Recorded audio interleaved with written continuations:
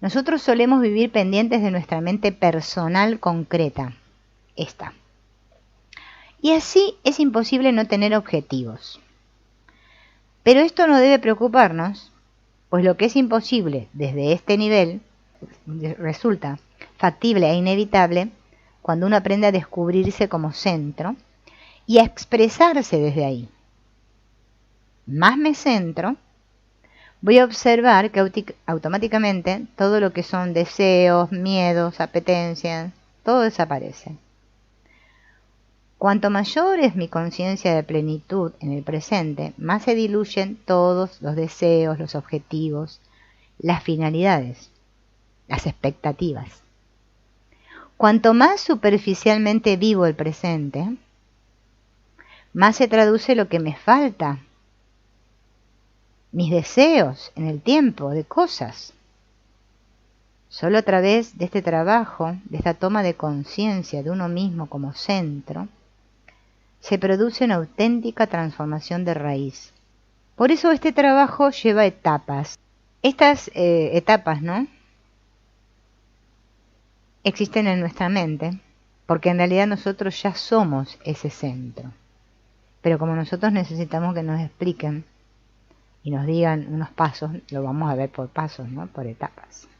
La primera etapa es la de ver. Yo he de ver algo que está más allá de lo que creo ser yo mismo, pero que ya está en mí. Por ejemplo, en la medida que yo vivo despierto, pero abierto a algo, arriba y adentro, me viene una capacidad de actuar, de sentir, de ver. Entonces, ver eso que está viniendo. O si yo ya tengo un mundo de aspiraciones o de deseos, ver eso que deseo. Este ver es fundamental, es la primera etapa, pero es imprescindible. Ver. Mi mente personal debe tomar clara conciencia de eso, de aprender a ver. Segundo, sentir. Yo no debo limitarme a una simple visión de la mente, sino que debe haber una apertura, una participación de mi aspecto sensible. Primero que yo vea y segundo que yo sienta. ¿Que sienta qué? Eso que es mayor que yo, eso que deseo, a lo que aspiro, eso que intuyo que está de algún modo presente más allá de mi noción actual de mí. O sea, ver, pero también sentir.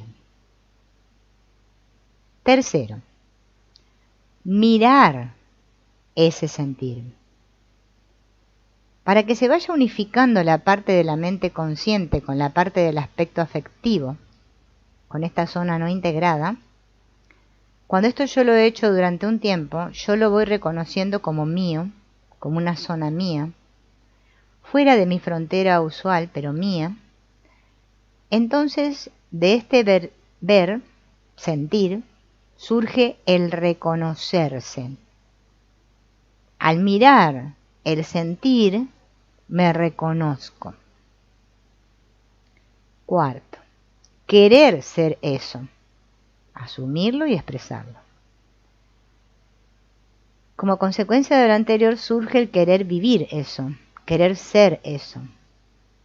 Luego viene el asumir concretamente eso que soy, y una vez que yo lo asumo, expresarme yo en tanto que eso.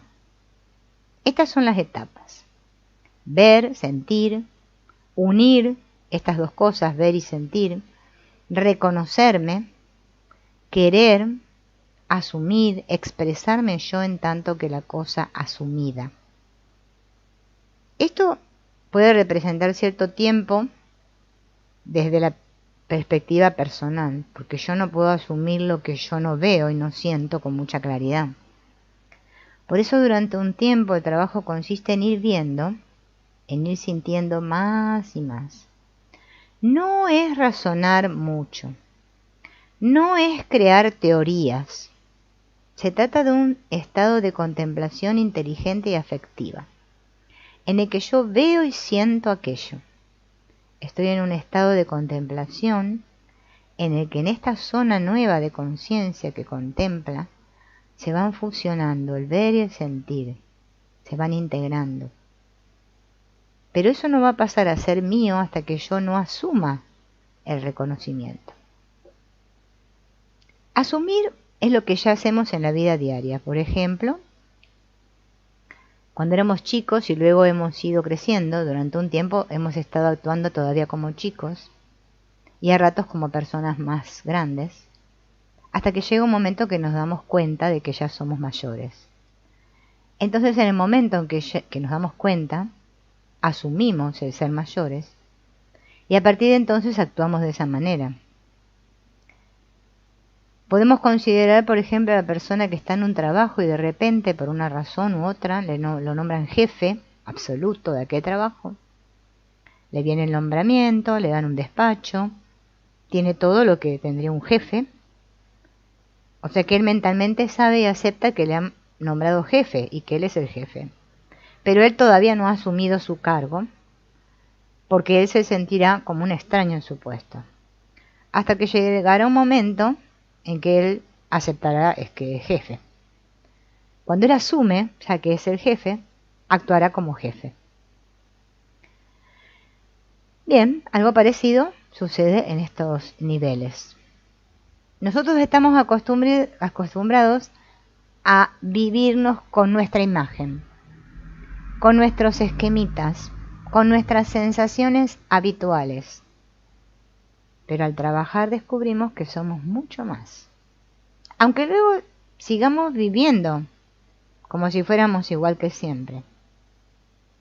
Yo solamente puedo llegar a vivir todo eso que soy cuando lo miro, cuando lo siento, cuando lo comprendo, cuando me reconozco en ello, lo quiero y lo asumo. Cuanto más conscientemente hagamos esto, más rápidamente se puede conseguir. No hay que forzarlo, no es un problema de ponernos tensos. Es simplemente un proceso de asimilación interior. Cuando uno va mirando y sintiendo, o mirando el sentir de aquello va adquiriendo una mayor presencia, una mayor intensidad y realidad en mí, hasta que llega un momento en que lo puedo asumir. Y esto no es una manipulación mental, no es un convencimiento, es algo natural. Pero se acelera en la medida en que yo estoy más y más presente. Si me abro a esa presencia, además de ver, voy a sentir. Entonces hay que hacer este ver-sentir. En cuanto a mi vida normal, ¿no? Voy a seguir viviendo mi vida normal. Esta tiene que ser una vivencia constante del yo como creador, en lo que depende de mí. ¿Qué es lo que depende de mí? Mis respuestas. De mí no dependen los estímulos, porque las circunstancias, las personas escapan a mi control. Por eso soy solo un aprendiz. Y en la medida en que lo sea, lo tengo que ejercer, porque si no voy a estar viviendo supeditado a mis propias creaciones. Y esto es un contrasentido. Hasta que yo no aprenda a manejar creativamente mis poderes, mis capacidades, mis cualidades, yo no puedo ascender de rango, no puedo promocionar, no puedo ir más allá.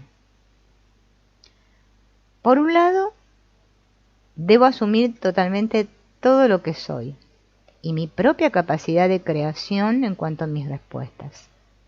Y al mismo tiempo de aprender a permanecer abierto a lo que está más allá, abierto al exterior, a los estímulos, abierto a lo desconocido, abierto al infinito, abierto a Dios, a lo superior, pero a la vez firme en mí mismo.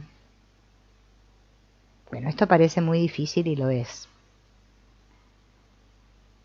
Es mantener una actitud de ser dueño, creador, centro, y a la vez estar totalmente abierto, receptivo a algo más. Generalmente nosotros estamos de una manera o de la otra. O me considero dueño, como por ejemplo cuando estoy muy optimista o cuando me enfado, o me siento débil, frustrado, fracasado, y soy una criatura que llora buscando ayuda por todas partes. Así que tengo una actitud o la otra.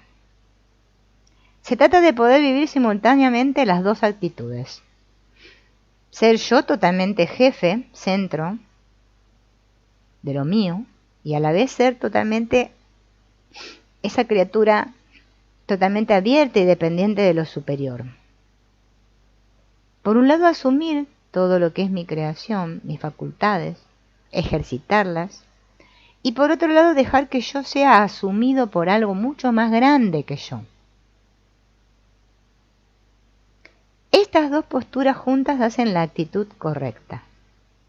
Separadas, vamos de un extremo al otro.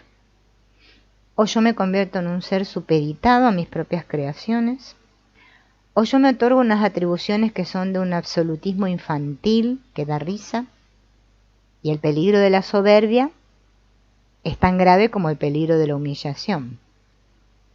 Pero lo que permite ver si la actitud es la correcta es el hecho de que puedan vivirse simultáneamente estas dos actitudes. Por un lado, yo mantengo mi función central de asumir todo lo mío, de ser dueño, creador, mi actitud de centro en todo momento.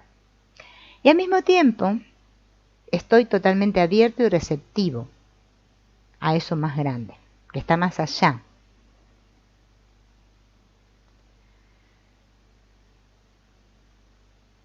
Solo desde el centro son posibles estas dos funciones. Pero la mente, esta, la pequeña, la loca, no puede hacer eso. La mente puede o afirmar o estar pasiva. Y yo tengo que encontrar un punto desde el cual yo soy yo. Y todo yo dispongo de lo mío y a la vez todo yo soy receptivo. Y combinar estas dos actitudes, tratar de ver una y la otra, procurando vivirlas juntas, es otro modo de conseguir la conciencia de ser el centro.